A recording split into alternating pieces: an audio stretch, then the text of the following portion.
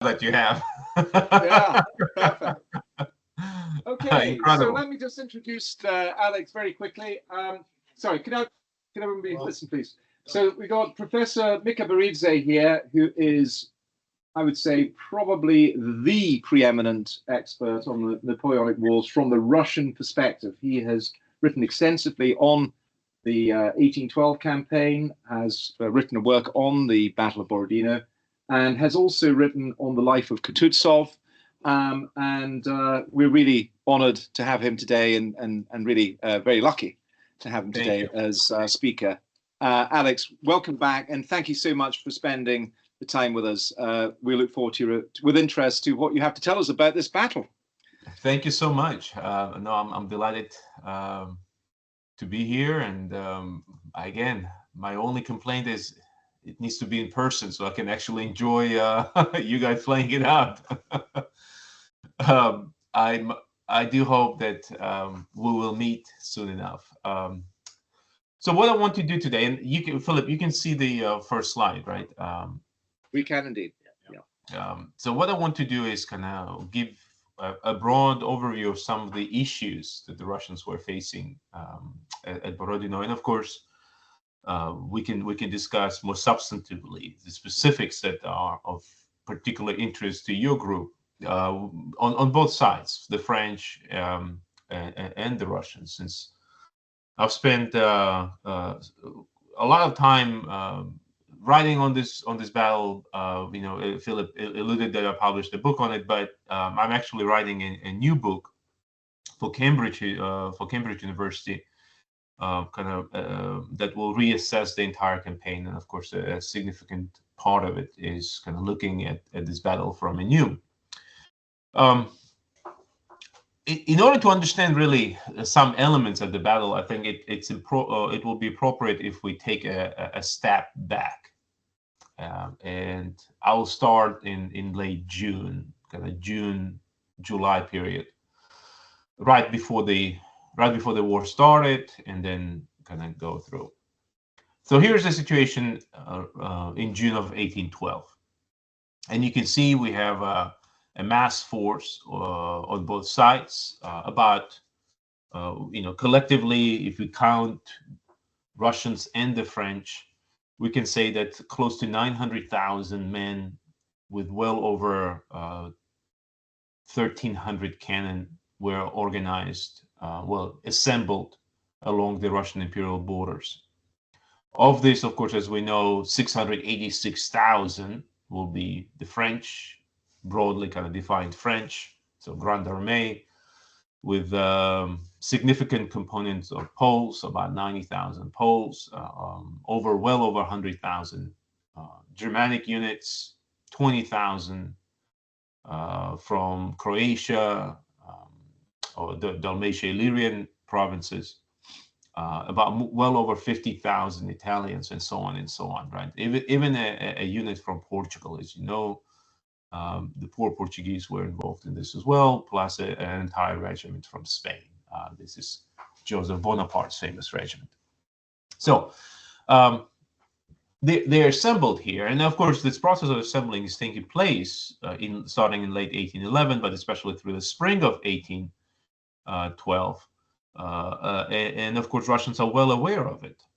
So the question the Russians immediately kind of face, and the question that will effectively bring them to Borodino, is how do we deal with Napoleon? How do we confront a magnitude of this, a problem of this magnitude? The map that you see here is a little bit misleading. In fact, it is part of of my own work that actually I drafted this map for a book I'm writing. But it is a bit misleading because you probably, if you're, I don't know if the people in the back can see it, it shows red as much larger than blue, right? But of course, the reality here is that the red is bigger because they're covering a lot more territory, not because they have more men. In fact, if we look at the central group that Napoleon has right there, up around the Kovno areas, right, the central group will be right here. Well, Napoleon alone, under his central command, has 450,000 men, when the big blob, the red blob that you see on the other side, is the first Western army. And the first Western army only has 120,000. So the disparity in the center alone is more than 3-to-1. And then if we look further, kind of south, then you'll notice that Bagration's army is ostensibly, on paper, some 70,000 men. That's what Napoleon thinks it is, but in reality, it has less than 40,000 men. And it is, of course, confronted by the combination of Jerome's, right? I refer to it as an army group because it's a kind of separate force of multiple corps, plus the Austrians forming the extreme right flank of the French army. So there are fundamental problems that they're facing, and the Russians are well aware of this because, as you all know, probably in 1811, the Russians pulled one of the greatest coups of espionage. Their military attaché in Paris, Alexander Chernyshев, a remarkable guy, was able to infiltrate French Ministry of War and was able to steadily kind of smuggle out some of the most important documents, including the biweekly tableau, which is the great account of the all armed forces of the French Empire, which was prepared for Napoleon. And actually, I've looked into the case involving this, and it's really interesting because the guy that Chernyshев approached with this request is a French Defense Ministry official, and he's able to very skillfully navigate the restrictions, the supervision, the kind of security guarding these documents, and make copies that show Russians the extent of Napoleon's preparations.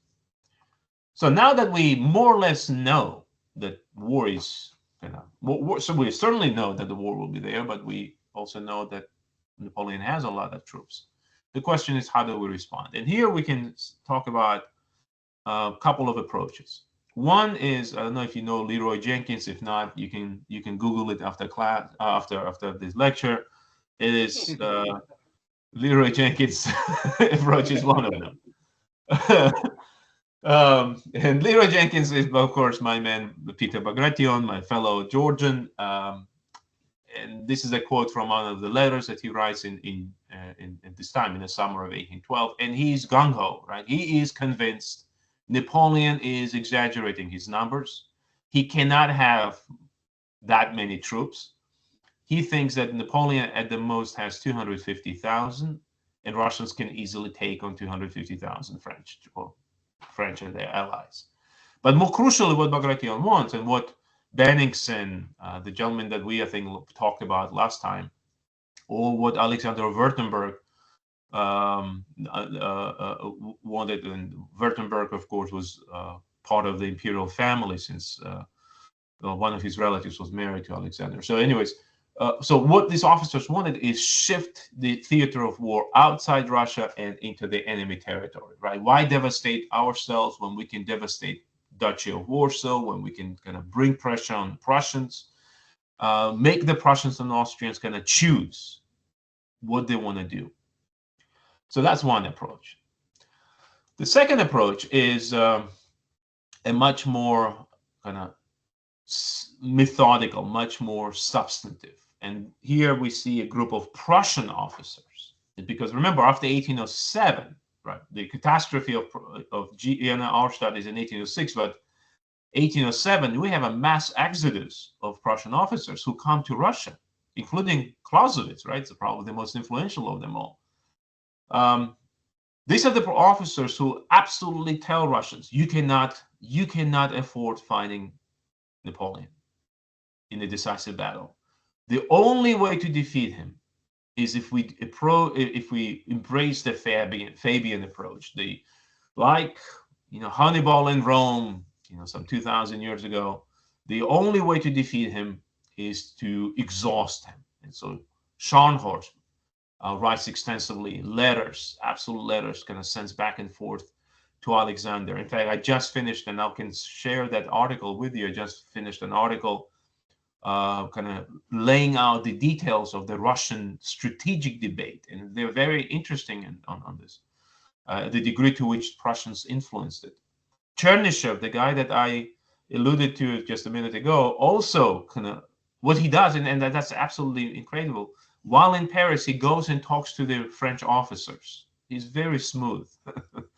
He buys them drinks, they sit down, they talk, and he actually has reports retelling what these officers tell them, and the officers all tell him, in fact, especially the ones that are very critical of Napoleon, they say, listen, the only way to win this war is if you don't fight us in a decisive battle, keep kind of do the asymmetrical warfare, and you will prevail, right? The French officers themselves volunteer it. And of course, they have the knowledge of what Wellington has done in Spain. In fact, all of these discussions keep referring, look at the British experiences in Spain. Look how Wellington is able to deal with the with the French in 1810, in 1811, right? We had several attempts by the Russians to dislodge him from Portugal, and they all fail because Wellington is fighting in this methodical, steady warfare that is more defensive rather than offensive. All right. So I think one of the interesting memorandums that I've translated and made public available, you can simply look him up, is a memorandum from Chuikevich, who was a very interesting official in the Russian Ministry of War, effectively right-hand man of Barclay de Tolly, the commander-in-chief of the First Western Army and Ministry of War, who writes this memo as laying out a broad strategy on how Russians can defeat Napoleon. And here it is very clear: avoidance of decisive battle, conducting asymmetrical warfare, harassing enemy flanks and isolated detachments, and then waiting for a moment where Russians have sufficient superiority, again, in position, in resources, in people, to strike back and defeat. Right? And the whole memorandum is available online. You can look and check.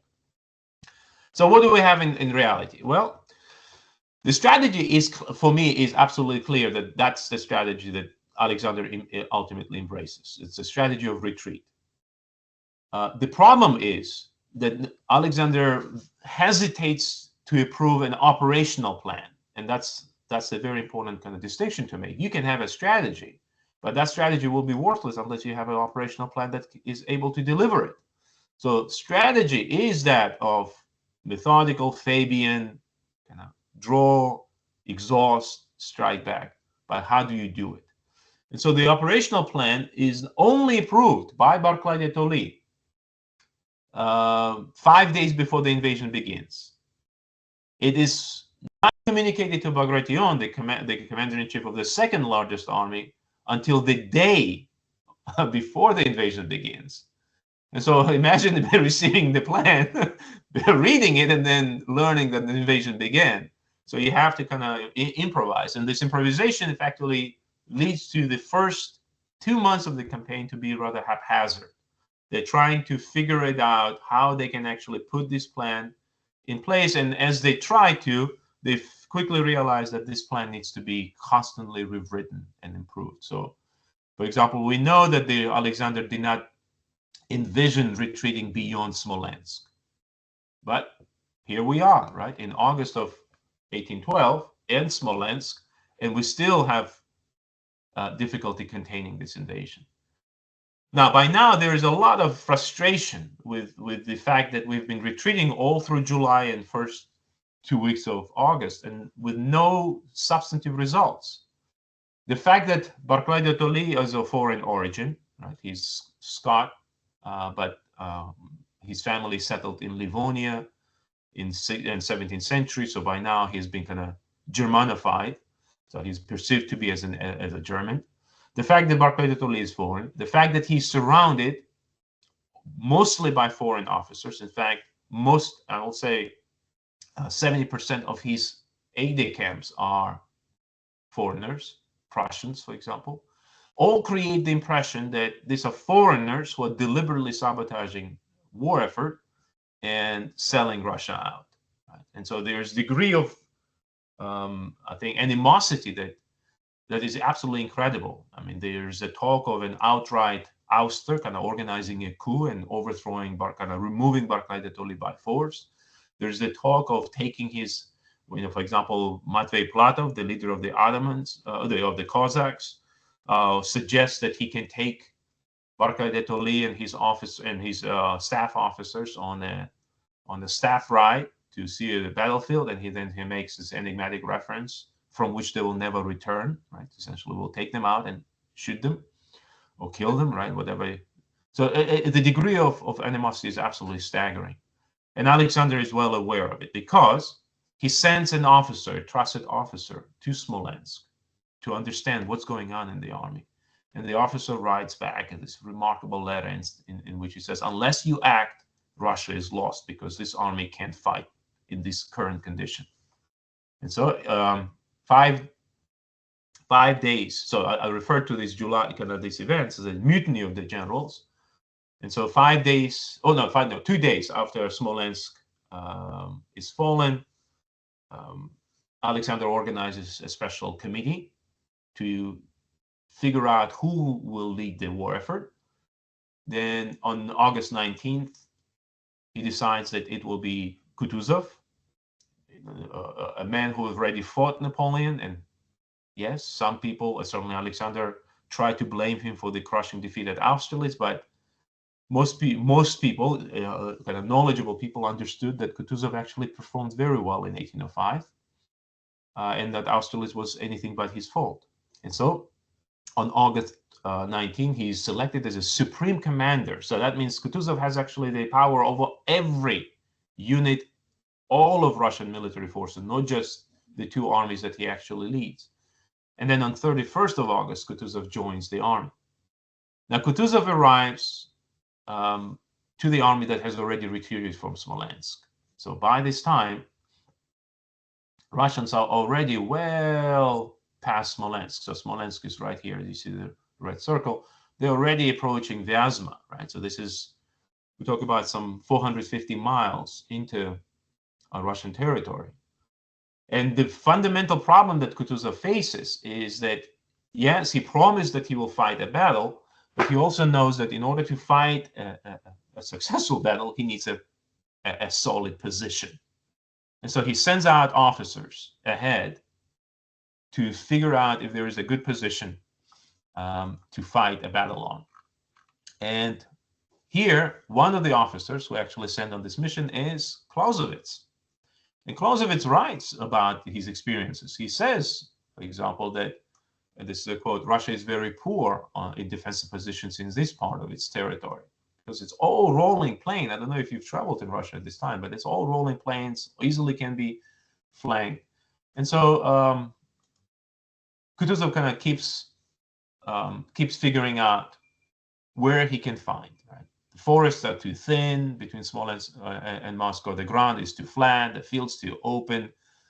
We need to find something that will allow us to fight. And especially Kutuzov has absolute respect. If you read his letters, it's clear, absolute respect for Napoleon. He refers to him as the first captain of our age. He knows that this confrontation will be, as he puts it, a mammoth and extremely difficult endeavor. So he needs to be very careful where he will fight. But of course, the more he drags his feet, so he arrives on August 31st, right? So that's September 1st, 2nd, 3rd, 4th. There is no choice of battlefield. So that means that those guys who were complaining about Barclay de Tolly, those Leroy Jenkins people, well, they are now putting pressure on him that, what are you doing, right? We thought that you were sent here because you wanted to fight. Here, 4 days into your command, we still have no battlefield chosen. And so that's why kind of Kutuzov then finally puts his foot down and says, listen, we have to find a spot. And that spot is found by September 5. And of course, that spot is near the small village of Borodino, or near the town of Mozhaisk. Right, so here's retreat from Smolensk towards Mozhaisk, and you can see Borodino is on the right extreme edge. This new position is about 70 miles from Moscow, about 200 miles from Smolensk. It's been selected by one of trusted ADCs of Kutuzov, Colonel Karl Toll, who plays a very important role later on in Napoleonic Wars, and actually, especially, plays an important role in shaping how Borodino is remembered, how it's written about. So he's important from historiographical point of view. He will actually fudge the numbers and invent new narratives to justify some of his mistakes. Benningsen, who is the chief of staff of the Russian army, goes to this position, examines it, and tells Kutuzov, I think it's a good one. Now, this is a really wonderful panoramic view of the battlefield, but northern part of it. Remember, this is kind of northern part of it, done by an eyewitness. Albrecht Adam was involved in this war. He served in the Grande Armée, and he prepared a series of sketches that you might have seen. Jonathan North, actually a British historian, published them. And here's a wonderful panoramic view from Borodino all through center kind of part of it towards Semyonovskaya. So it's kind of northern sector where Eugene attacked, where the Kurgan, and you can see it's a rolling plain, but it's a broken terrain, right? So here's the battlefield. If we look at the battlefield from the southern edge, from Utitsa, right, the village right there at the bottom, all the way to the north to Maslova, you see right there at the top where the roses, the wind roses, well, the directional roads, the entire battlefield is 5.4 miles, about 8.7 kilometers. So it's a long battlefield, kind of stretched out. I identify here several important features. One is that it is intersected by multiple streams, including the Kolocho River, the main obstacle in the north, and then all these little streams that are flowing into it, including the Semyonovsky stream, which is right here, Semyonovsky, right by the Semyonovskaya village, and then the Stonets stream, which is up near Gorky. These are the deepest streams, not necessarily in terms of depth of the flow itself, because they are actually fordable, but it's the problem of the banks, because the erosion, the hill erosion, is such that the eastern side of the streams is higher and steeper than the western side. So that means that the French coming from the west would have to cross the streams and have an additional problem climbing those streams up. Now, I don't know if you've seen this map. Anyone? No, no one nods. No, right. So this is a really, really interesting map. This is the map that Napoleon commissioned shortly, about a week after the battle took place. And we have a group of three French officers, captains of the Engineer Corps, who would spend here almost a month, kind of examining the battlefield, recording it. They will produce an incredibly detailed map. It's just stunning the degree of which they kind of went to record it. And this kind of Précis-Chevriot-Renault map will be captured by the Russians in October. So now it is, actually not October, early November, it will be captured, and it is now in the Russian archives, but it is a French map. This particular version, right, the map will be reproduced, but this particular version that you see on the map is actually one that will be copied from the original for the great history of this war by Dmitry Buturlin, right, one of the giants of the 1812 historiography, whose work will be published in French and will be very influential in shaping the understanding. So what do we see here? What strikes you? I think one of the things that strikes me, and again, remember, this is a map that was produced shortly after the battlefield, is the degree of the forest coverage. Right? So when I look at your setup in the back, I don't see no forests. We're taking a few trees off.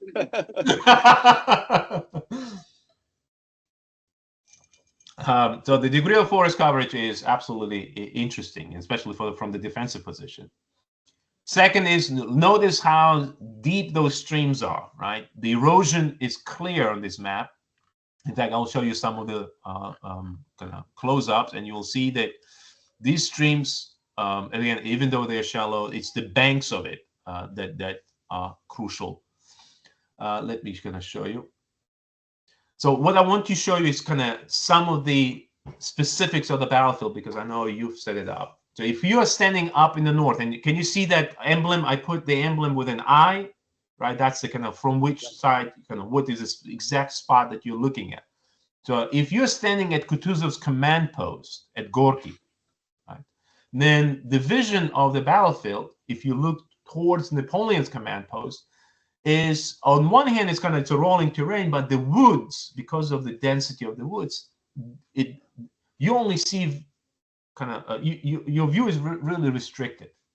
So Kutuzov cannot see much of the battlefield, so he has to rely on his ADCs, and that is essentially the question of the time, the question of the delivery of the proper intelligence, and then Kutuzov responding in a timely fashion.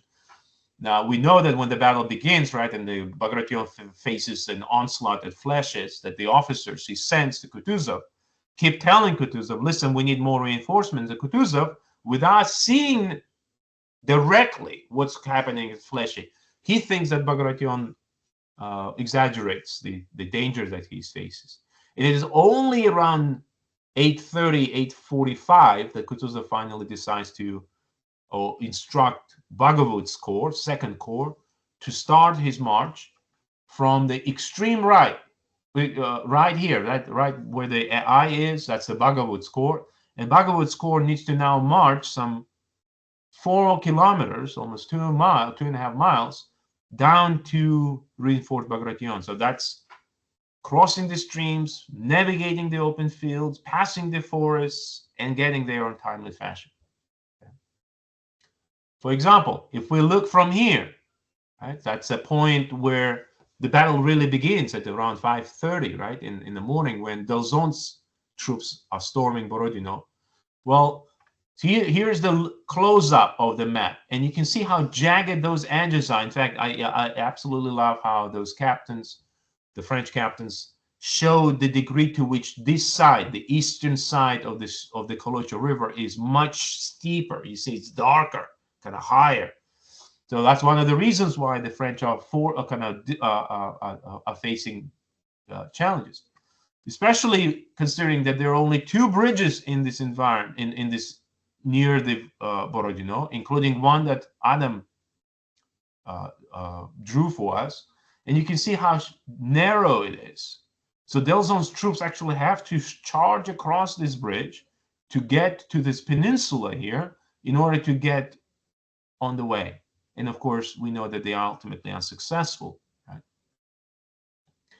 Now, if you move across the field, and if we go to Shevardino, right, where the battle, the kind of pre-battle began on September 5, then you can see that it is a really rolling terrain. This is the eye view of that Napoleon would have had, because he sets up his command post right at Shevardino, and you can see the redoubt is still there. It's been largely reconstructed, but nonetheless, the view is open enough, but still the forest obstructs you much of it. So here's what Napoleon would have seen it, right? If he had looked north, he would have looked towards Valueva, where most of his army was coming from. If you look towards northeast, right, he would have seen essentially woods without seeing the Russian main position, which is why he went on a reconnaissance on at least 2 occasions, right, on September 5 and wanted to jot down understand what Kutuzov's intention was. If you look to the southeast, then again, rolling terrain, woods. Right? Again, a fundamental problem. I don't know how you can maybe account for it as you're reenacting it, but the presence of this dense forest is certainly a problem, or should be a factor. And here's how, if you looked further south, right, this is where the poles are, further south, towards the old Smolensk road, where the Polish troops would have been coming, Napoleon has absolute no view of them, right? They are on the other side of the forest. He will not be able to see them. That means any messenger that Poniatowski sends would have to pass through those woods to get to Napoleon and tell him what's going on. Now, this is Eugene's position, right, up in the north on the old Smolensk road. This is what he sees. This is a wonderful kind of view of the village of Borodino shortly after the battle. And you can see that on the left side, kind of on the left side of the village, the terrain is really open, right? And this is kind of this area right here. It's really open. And that is what will make it possible for the Cossacks of Matvei Platov and the regular cavalry of Uvarov to launch that famous raid, right, to threaten Napoleon's left flank. Now, the top picture on this slide is the Kolocho River. And notice, today, Kolocho River is not necessarily that imposing. Of course, that's an erosion of the past 200 years. But if you notice on the drawing of the Faber-Defoe, notice how steeper the eastern bank is. Right? Much steeper. So yes, you can ford it, but then you'll have to climb up. And how do you climb up with, let's say, cannons?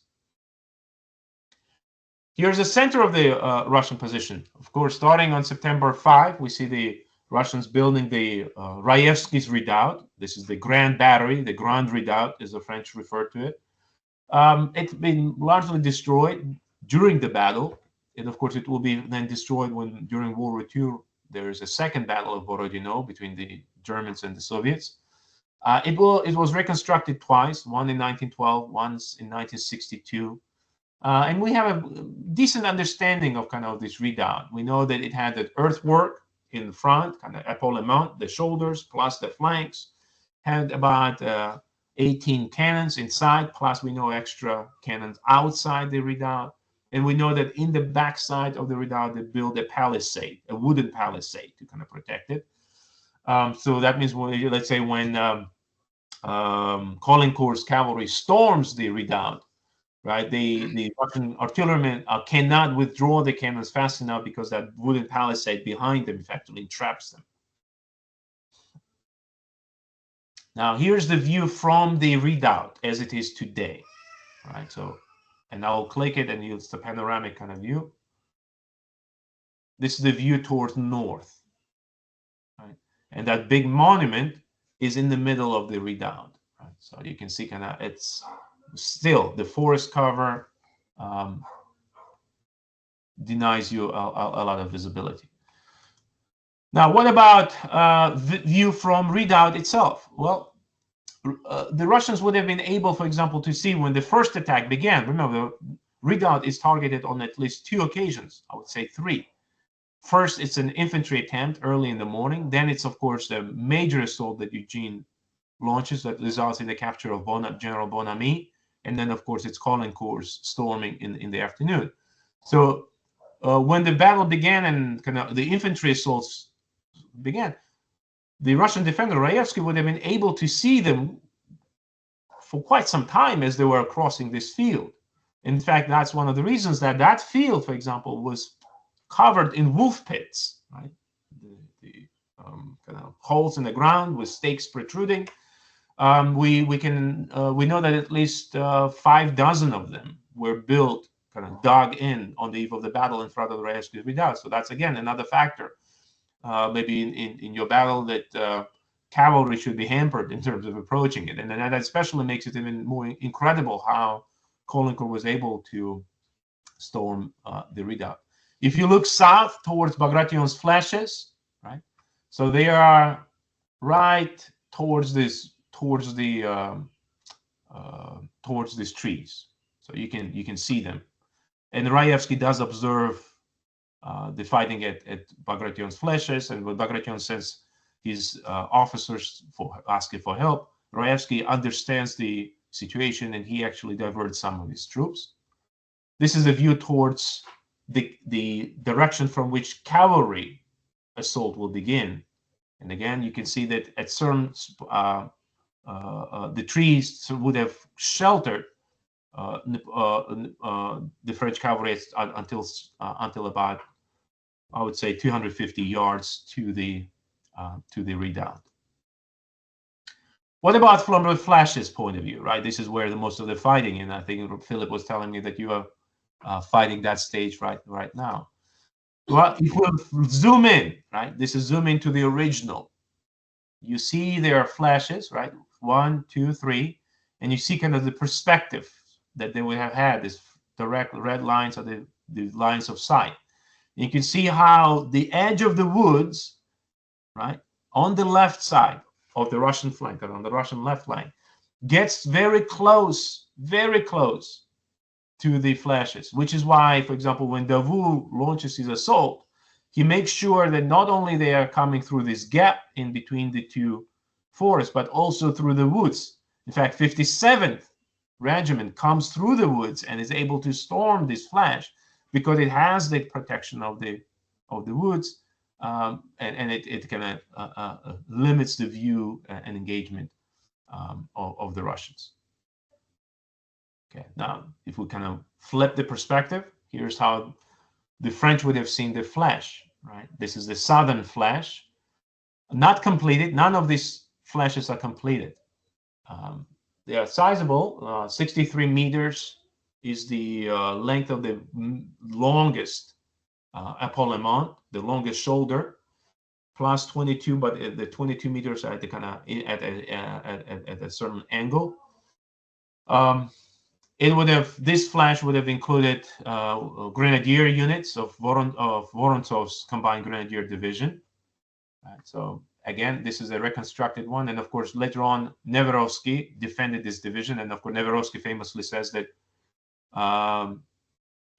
that 2/3 of his division actually died fighting for this flash, which is why later on when he passes away, they actually bury him inside the flash, which is the marker that you see on the left photo. This is the right, kind of the northern flash, as it is known. It is probably the best reconstructed of the flashes. Very different in terms of construction, more angular, more kind of smaller in size, has two main epaulements, two main shoulders, 22 meters each, plus the flanks of about 18 meters each. And so this is the one that, again, Grenadiers of Vorontsov will be defending after Neverovsky's division is obliterated. And then finally, in the back, and I'll show you a sketch that Napoleon prepares on the eve of the battle. In the back is the flash that the French are not aware of. They do not know that there are 3 flashes. So they discover it only after they stormed the first 2, that there is a third one. This one is this was the flash that was started latest, so it is nowhere near the completion. You see that they're only the beginning of the flash is formed, about 18 meters each shoulder. It will be kind of stormed ultimately by Württembergians and Murat's cavalry, but Russian General Tuchkov defends this position. He's killed here. And shortly after the battle, well, shortly after the war, actually, his widow petitioned Emperor Alexander to allow, because his body was never recovered. Tuchkov's body was kind of lost. So she petitioned to build a monastery, well, I would say a chapel, really, on top of the flash. And so now you see kind of the remnants of that chapel, effectively taking the space of the flash. Much of it is gone. Now, remember Kutuzov, right? Kutuzov is a defensive-minded general. All his, most of the battles he fought in his career are very methodical, very kind of systematic. So when he came in and reviewed this battlefield, he understood that there are challenges with this battlefield, the terrain, the limited view, and all. And so what he wanted to do is essentially fight a thoroughly defensive battle. And he is very outright about this. He famously says, "I will fight a battle in which the French will break their teeth on us," right? Even if we are forced to leave the battlefield, and he admits that he will not be able to defeat Napoleon, but what he wants is going to punch his teeth out, and this way, the steam, the impetus, the power of Napoleon's invasion is blunted, and then we'll deal with him later on again. And the best example of this idea of breaking the teeth is the fact that on September 4, 5, and 6, Russians built well over a dozen fortifications. That includes earthworks for batteries. That includes massive fortifications that I put here on this map. And you can see the degree to which they are digging in, right? This is the Shevardino redoubt. This is the flashes. This is the Great Redoubt. Then you have a series of smaller earthworks and batteries leading all to the Maslow fortifications, where they build a massive redoubt with 2 flashes, right? So the position is well entrenched. You can see. And here kind of the evolution of the Russian thinking. Initially, when the position is chosen, before Kutuzov arrives to the battlefield, right? Before he arrives, Colonel Toll approves this position. Bennigsen reviews it and confirms that it's a decent position. And the idea was that Bennigsen and Toll had is that they will have the defensive position along the Kolocho River. Right? You see the river is right here, right, at the top of it. So they will hold the position on the river because the steep banks of the river will give them extra defense. The problem with that is that the Russian left flank is easily flanked because you have the old Smolensk road, a massive thoroughfare going right around it. So they are very concerned about it. So one way they wanted to protect it is by building a redoubt. So September 4, 5, they start building the Shevardino redoubt. This way we can anchor our left flank on it. Then Kutuzov comes, looks and says, are you guys out of your minds? We can't do that.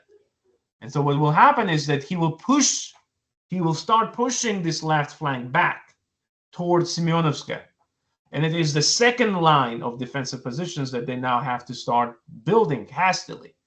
Raevsky's redoubt is laid, flashes are laid down, and they kind of busily are digging in. But remember, as they do that, as they're shifting this position and they start digging, Napoleon arrives on September 5. We have the Battle of Shevardino. And so this redeployment, digging, is taking place in a situation where Napoleon is bringing pressure on Kutuzov. Right? So therefore, neither flashes are finished. I've showed you, right? They are incomplete. And neither is redoubt fully fleshed out. And so this is the position then that the Russians will be effectively fighting on September 7. And by the end of the day, this is the final position that the Russians will have. Right? They're driven, the left flank is driven even further, and they create almost a sharp, certainly almost right angle of the position. All right. Now, this is a sketch that was prepared for Kutuzov by his trusted ADC. He traveled on the battle during the September 6th, so right before the battle begins, and he sketched out the entire battlefield plus the deployment of the units. Again, think about the terrain, the degree to which those streams and the deep kind of ravines shape the flow of the battle. But also notice something interesting, and that's something I've discussed in my biography of Kutuzov. All of these corps here, right? This is 2nd Corps of Bagovud. This is 4th Corps. This is the 6th Corps of Dokhturov, right? 7th Corps of Raevsky, Bagration's army. All of them are in line, literally a line, right? Except right here, right? Further south, where Tuchkov's Corps, 3rd Corps, is in columns. And for a long time, there was a debate. And to a degree, to the present day, it's debate. Why did Kutuzov keep those troops in column? Kutuzov initially argued it. And of course, he passes away a year later, so he doesn't have a long time to kind of elaborate on it. But people who supported him then kind of took over and they argued that what Kutuzov wanted to do is he kept these units in column because he wanted to strike, do like a counter strike at the French troops as they were marching to storm Bagration's flashes. Of course, there are problems with this interpretation. One is that how would that have been done, knowing that Poniatowski's entire Fifth Corps was about to engage them, right? But you can argue that Kutuzov didn't know about it, so at least he attempted it. We don't know how his intent would have been carried out, because late on September 6th, late in the evening, Benningsen, the chief of staff, went to examine the position. And as he's traveling, he got to Utitsa, see these units in column, and he famously tells the commander, listen, we can't have this. Everyone else in line, you have to be in line. The local commander tells him, but this is my instruction for Kutuzov. And Benningsen then pulls a rank on him and says, do you know who I am? I'm a chief of staff. I know better than you. Put the units in line. And so the Third Corps, therefore, is deployed in line. But one thing to bear in mind is that the Third Corps is not just regular troops. The Third Corps has 20,000 militiamen. I mean, these are people like me, out of shape, right? Peasants who are not even given muskets and then tell them, go to Utitsa, you're going to fight Napoleon. And so that deployment in line will hamper Russian operations at Utitsa, because, again, the militia force there is not necessarily useful. Now, this map is the other, from the other side. This is a map that Napoleon's aide-de-camp, Georges Mouton, sketches on September 6th. And this is a result of a quick reconnaissance that Napoleon took to make a sense of the battlefield. And I really love the fact that kind of both sides, right, having kind of these quick sketches. Number one, again, the black line that you see on the left side, this is the Kolocho River. You see that the Mouton makes a deliberate attempt to show Napoleon that the eastern side of the river, right, the eastern side of these streams are higher, right? Those shadings show you the kind of the steepness of the hills. You see the line right here. This is the main road, the New Smolensk Road. This is where Napoleon was coming, kind of main impetus of Napoleon's advance. Here we have a Shevardino redoubt. It has already been captured, right? It's been captured on September 5 in the evening, so that means Mouton can easily move around, and he's kind of puts details. Here's the Poles, he says. Here's the young guard. But here's what happens. Because of the forest cover and because of the Russian patrols, outposts, Mouton and Napoleon can't really get close to the Russian position. So Mouton simply puts here enemy line. And he can observe from a distance the redoubt. So he puts it down. He can observe from distance the two flashes, but notice there is no third flash, right? So they don't see it. It's late in the day, the forest, the cover, all of this. And equally important is that they do not understand the streams system here. So Mouton puts down one stream when in reality there are three. So when the French advance begins, it's not just one stream that they will have to cross, but multiple streams, which will kind of blunt the impetus of the assault. What is Napoleon's plan? The plan is clearly to roll the Russian left flank, right? And it can be done in. This is where there's a long debate where Napoleon fought a static battle, or is it a battle with a maneuver sur la derrière, right? The kind of maneuver where you roll the flank. I think the intention is to roll the Russian flank. And it will be done by two really good corps, right? This is Davout's corps, the first corps that will be leading the assault on flashes, pin down Bagration, and then the Fifth Corps of Poniatowski will take the Old Smolensk Road further in the south, go around Bagration's flank and kind of roll it up.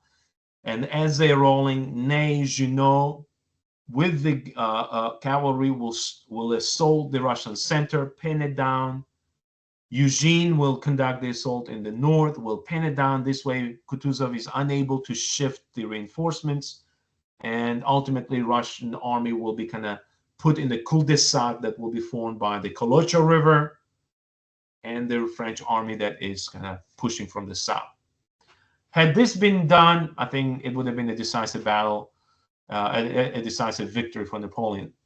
Of course, the problem is in multiple ways. One, it's the terrain, very broken, uneven, difficult to for the attackers to advance on, and easier for the defenders to hold, especially defenders who have a series of fortifications.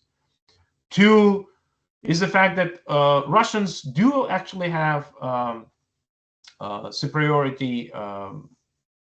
Actually, I think I made a mistake there. It's 135,000 regular troops for the Russians, not 105.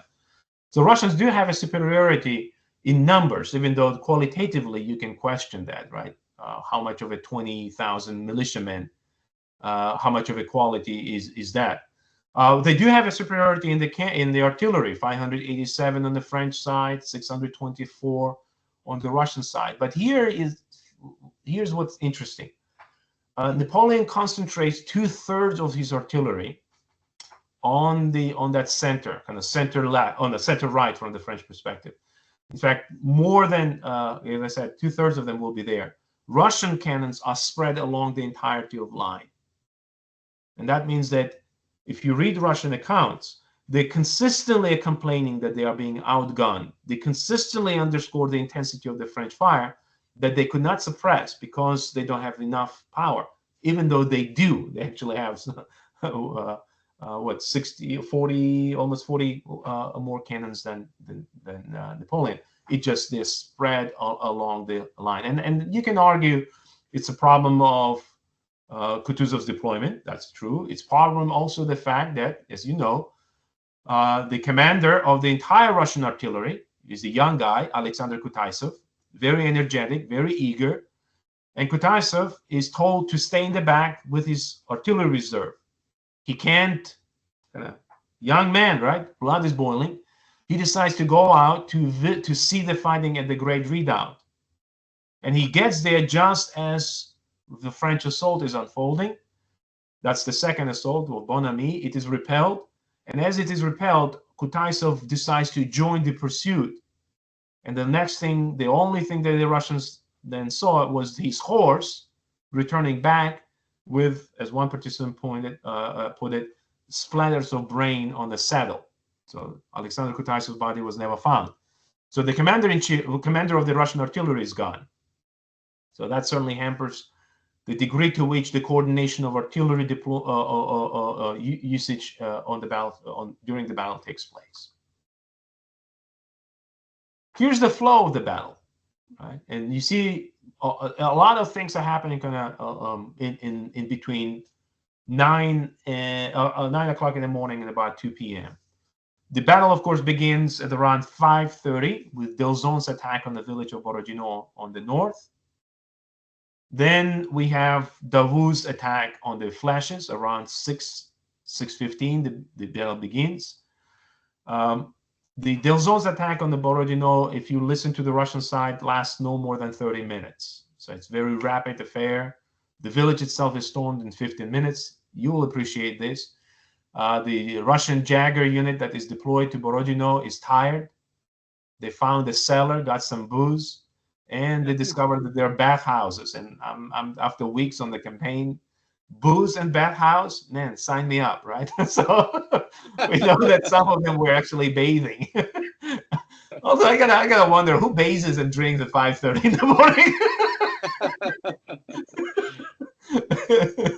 Now that part was suppressed after the battle. So as far as the Russian reporting is done, they all say that they were gloriously fighting, but I'm sure some of them were running away without any clothing. So the village was captured in about 15 minutes of fighting, but Barclay de Tolly then commits Life Jagger, the guard unit. The Jaggers from the guard, they are able to restore kind of some balance. The village is retained by the French. Delzon will keep it, but the Russians will keep the eastern side of the Kolocha. Then, of course, we see the beginning of Davout's assault. And this is where kind of the most vicious fighting takes place. And it's a long, long fight, as you can see, from about 6:15 well through the afternoon. If you listen to the Russians, they talk about 8 major assaults on the flashes. The French, if you look at the French narrative, identify 4 major assaults, and that includes the assault by by Davout. Then Davout is reinforced, of course, by Ney's corps. I think I have a close-up of this. Yeah, this is a close-up, and you can see kind of the initial attack by Ney that goes through the woods and kind of tries to target the southern flank, and then Ney's attack comes from further north and it targets the northern. Both of them struggle, right? They kind of take the flank and they're driven back repeatedly. Around 9:30, Ney and Davout managed to capture both flanks. This is a moment when Bagration famously rallies all the remnants of his army and leads this decisive kind of counter assault, drives the French out of both flanks, but as he does, he's shot by a splinter. He falls from the horse. He doesn't die, right? He will die 2 weeks later because the doctors will misdiagnose the nature of his injury, and they will not actually clean the wound. It will fester, turn into gangrene, and ultimately he dies of septic infection. Right? It would have been great for the Russians to have somebody like Larrey, right? Who was, of course, about 2 miles north of this place, busily cutting some 240 limbs that day. So once Bagration is wounded around 9:30, the news spread, and as one Russian officer puts it, it kind of takes the spirit out of us. Napoleon then commits Murat's cavalry plus Junot's units, and this collectively, this enormous force, imagine all of Davout, all of Ney's corps, plus Murat's, part of Murat's cavalry, plus Junot's units, they all overwhelm the Russian defenders, take the first, second flank, discover that there is a third flank behind it. There's a fighting and through the 10:30 until that is done.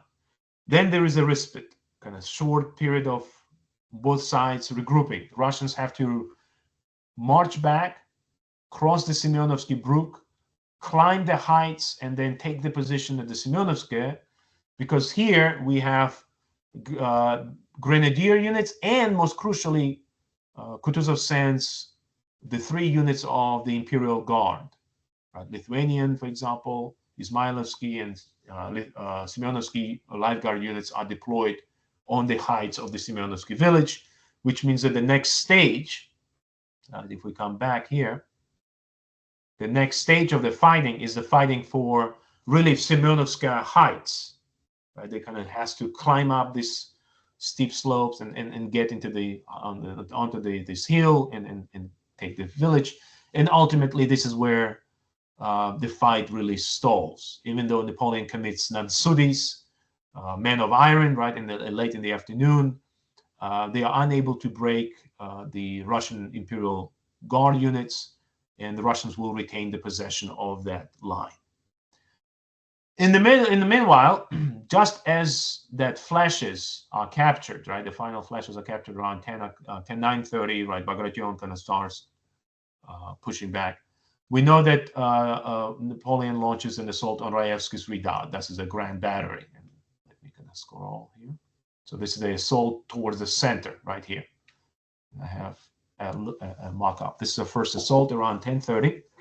This is an assault by infantry, right? And you can see the degree to which both sides are absolutely determined to keep this position, right? It's a really important position for the Russians, the center of their position.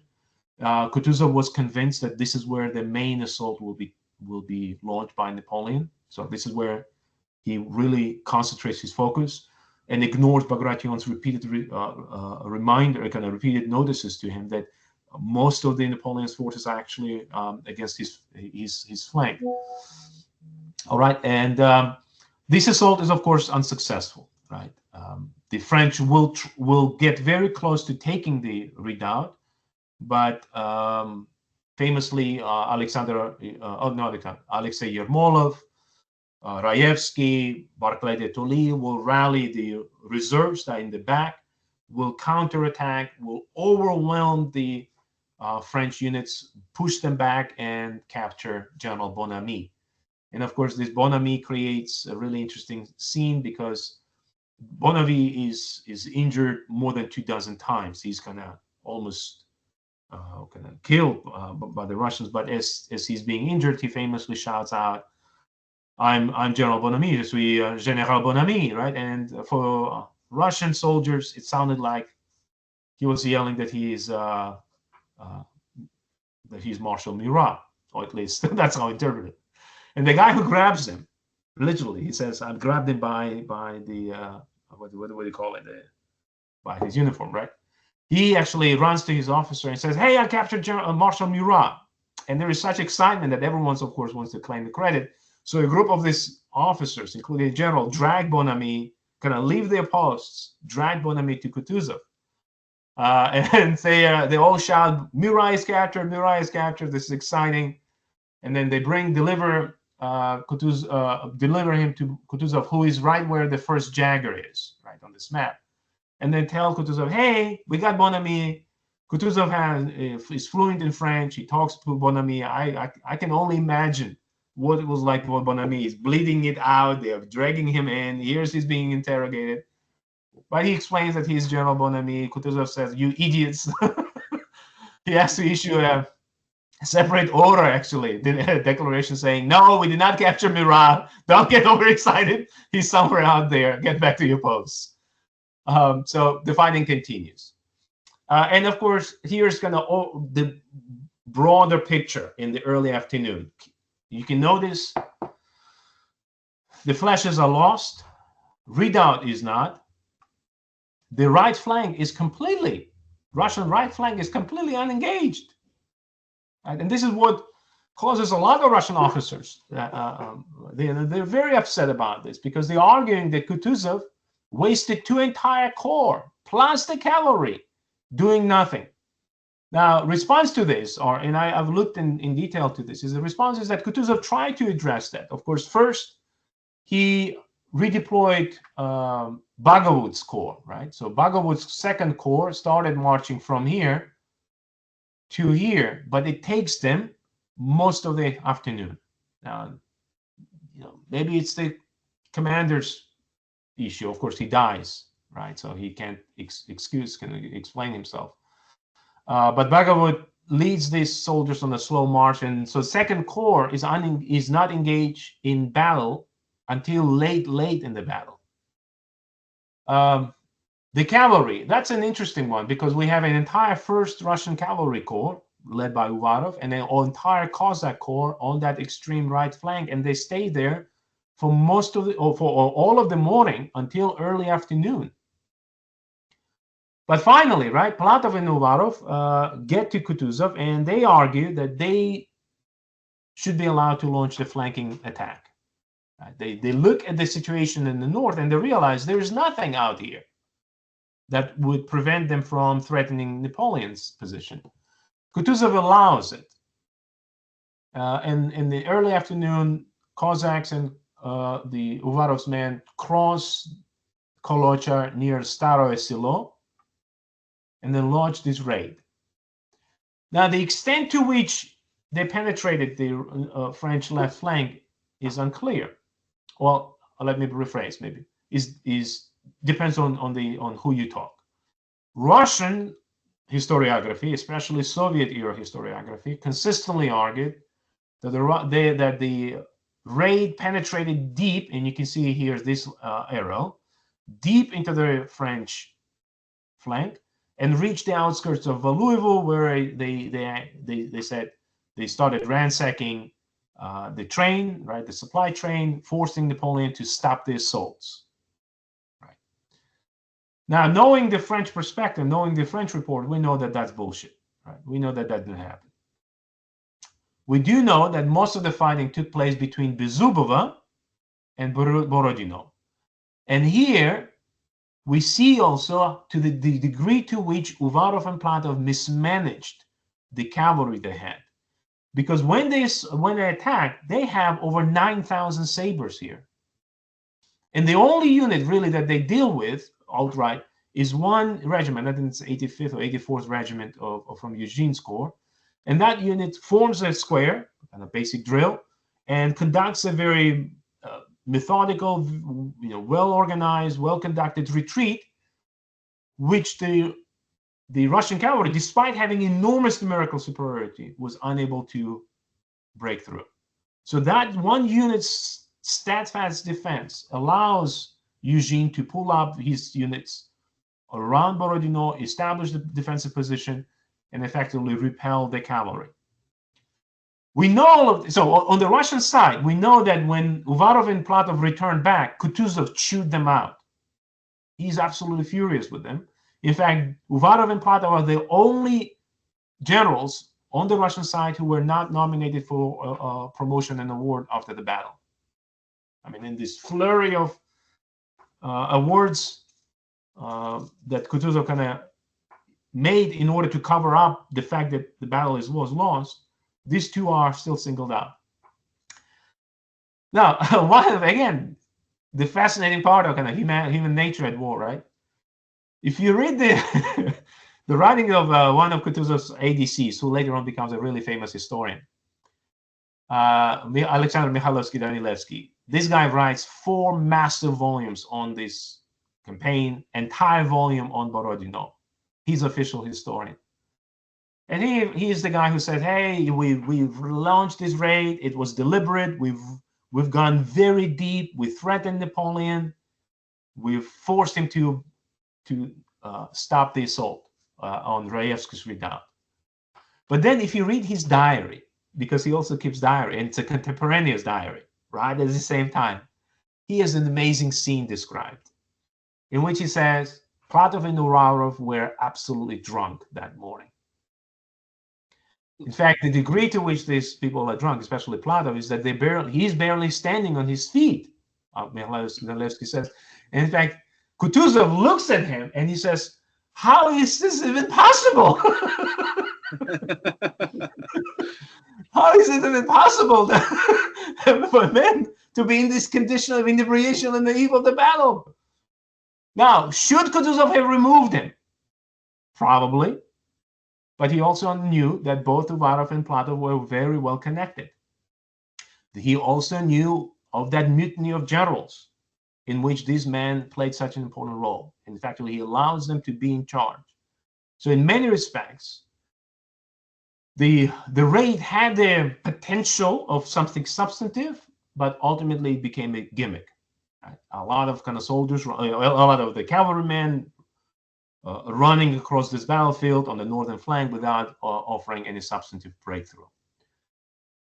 Napoleon is well aware of it because he receives the reports from Eugene. He knows Eugene is able to stabilize this front, which is why in the afternoon, right, he orders Montbrun to launch that cavalry assault on Redoubt. Right, that's the second kind of assault around 2:30.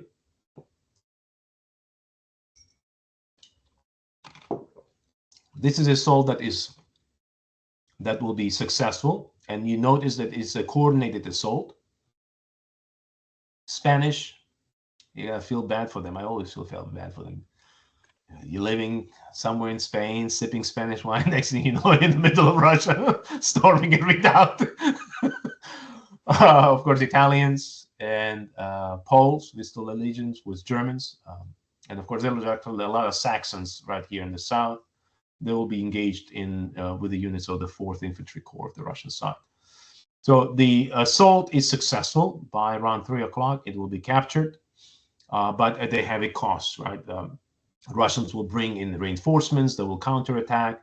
Napoleon will have to send Caulaincourt with his cuirassiers and carabiniers, and the final capture of the redoubt is only possible because of that mass onslaught of the heavily armored cavalry that will ride down the infantry and secure the redoubt around 3 o'clock. So here we are in the late afternoon. The Russian flank, left flank, completely dislodged, driven back. Center is still holding. In fact, some of the Russian units, especially Jaggers from the 1st Jagger Regiment, they're led by a really interesting guy whose memoirs actually I translated, a guy named Moisei Karpenko, finishes the war, survives all of this, finishes the war in Paris. And he and his men actually make a point of actually advancing late in the afternoon to the tip of this peninsula, and essentially spend the night right at the tip, kind of having a bragging rights that they were willing to be on essentially the same line as the French. But we know the rest, of course, of the rest of the Russian army, especially on the left flank and in the center, are kind of pushed back. And Kutuzov, late in the evening, receives reports that gradually reveal the absolute kind of the catacomb, the hecatomb, really, of manslaughter that the Russian army went through. We know today that in the army of about 145,000 that Kutuzov had, that well over 50,000, probably close to 54,000, were lost. He knows all of this, and that is the decision. That is the reason why late in the evening, Kutuzov decides that we need to abandon the battlefield. Now, I know, having kind of written the biography of him, I know that in the days before the battle, Kutuzov didn't hope to defeat Napoleon. He didn't think that he would defeat him. All his private letters saying, just talk about Napoleon as a great commander, masterful commander. In fact, Kutuzov, in correspondence with his friends and family, says, I don't intend to defeat him, but what I intend is to outsmart him. And I think that's the key sentence in his letter, because the way he fights this battle essentially is a battle of attrition. That's, to me, it's clear in his intent. That his reference to breaking French teeth is, in that sense, it's a Russian success. French losses are enormous, especially among the officer corps, right? Von Brunn, what's his name? Caulaincourt killed, Davour injured, Ney injured. The list of officers that are kind of killed or wounded here is astonishing. I think until the Battle of Leipzig in 1813, this is the heaviest, the bloodiest battle of the French fought during the Napoleonic Wars, and especially when it came to the officer corps. But Kutuzov, essentially, from that point of view, he's justified in arguing that his goal is achieved. Right? The French are blooded. And then he, of course, orders retreat. Right? So this is kind of another view of it, right? Of intentions, Napoleon's intentions to attack, and kind of to the degree to which he succeeds. You see the Russians still hold the position. This is the final line, and this is where those jaggers are, that tip of that angle right here. But Kutuzov decides to retreat, and he retreats all the way to a small village of Philly, right, where he makes a remarkable decision to give up Moscow. And that is a strategic decision he makes. It's absolutely clear that he's not just giving up because he has no choice. No, he's doing it deliberately. And this is where he really understands Napoleon as a commander. He understands that Napoleon is not just a commander-in-chief like Kutuzov, but he's also head of state. Right? It gives him a lot of kind of advantages in this sense. But on the other hand, Kutuzov looks at him as the commander who will put the politics or political consideration above the military considerations. In that by giving him Moscow, and it's clear in Kutuzov's letters, by giving him Moscow, Napoleon will be now encouraged to seek political resolution to the war, a war that Kutuzov knows absolutely well. The only resolution to the war is French being defeated and driven out of. He knows Tsar has no interest in negotiating. And so that is, for me, is a really very important moment in which Kutuzov, for all his flaws, I think understands Napoleon's essence and gives up Moscow because he needs to rebuild the army, he needs to gain the time, and he knows Napoleon will take the bait. And the rest is history. Fantastic. Thank you very much, Alex. That's Thank you.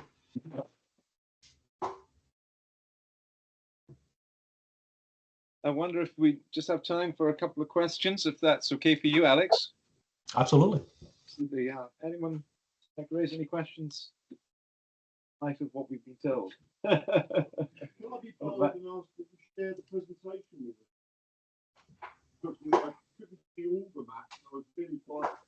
We have it recorded, so I'm sure we can let you see that. One question from me, Alex. Do you think Davout's plan of a right flanking, further right flanking maneuver would have gone better? Yeah, that's very. Again, that's the question that we've been debating. I don't think we have a resolution to it. So one is this: Napoleon essentially attempts a version of it, not as strong as Davout wanted it, right? But Poniatowski's deployment on the old Smolensk road, that arrow that you see in the south, essentially that is the turning the flank. Davout simply wanted to have it more robust, right? And essentially make it the central attack rather than the attack that Napoleon wanted to do at the flashes. Frankly, I think from seeing the Russian kind of documents, I think my inclination is to say that that attack would have been discovered early on, right? Tuchkov's entire corps is in the south. And then I think Kutuzov would have organized a fighting retreat. Now, how would that have played out? That's a different question, right? Would he have been successful? Would he would Napoleon pursued and destroyed them, right? I don't know, but I think it is a very interesting proposition to contemplate. I think from the Russian point of view, the fascinating thing is that Kutuzov doesn't really think that the version will come from Old Smolensk Road. We know it from his correspondence, but we also know from deployment. I'm sorry.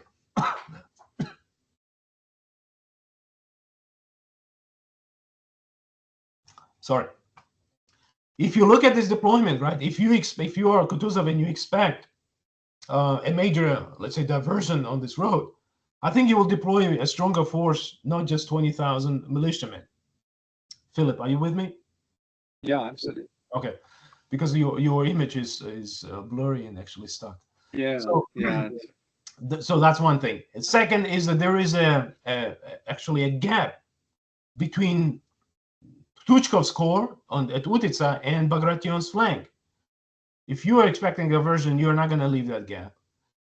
Based on what we kind of see on the Russian side, it's clear that Kutuzov actually feared that the assault will be along the new Smolensk road, so the top one, right, and the top right here. So essentially through Borodino village towards the Gorky, because that's the better road, and it's a straighter road to Moscow. And that's why he keeps most of his force close to that direction. Now, why would he think so? Well, if you read there's an amazing French officer, Pelet, P-E-L-E-T, has an incredible career during the Napoleonic Wars, fought in Spain, is here. He wrote some magnificent, absolutely magnificent memoirs. Actually, he keeps not memoirs, he keeps a journal. And later on, conveniently, he's actually head of the military archives, the military depot in Vincennes. So he has plenty of time to contemplate and think. And so Pelet, speaking of which, that map, the sketch that I showed you, right? Pelet is the guy who is accompanying Mouton and drafting it. And so what he argues is that Kutuzov can't see the French deployment on September 5 because it's not done yet. On September 6, it's a day off.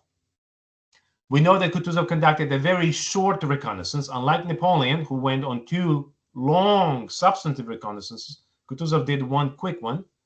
And Pelet actually observed that. And so he thinks that, and I agree with him, is that Kutuzov could not see the French deployment well on September 6.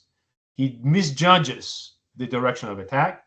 He thinks the most assault will come from along the New Smolensk Road at Borodino, right through the village of Borodino, keeps most of his army there, when we know Napoleon has most of his troops sitting behind his woods, about to storm Bagration's flank.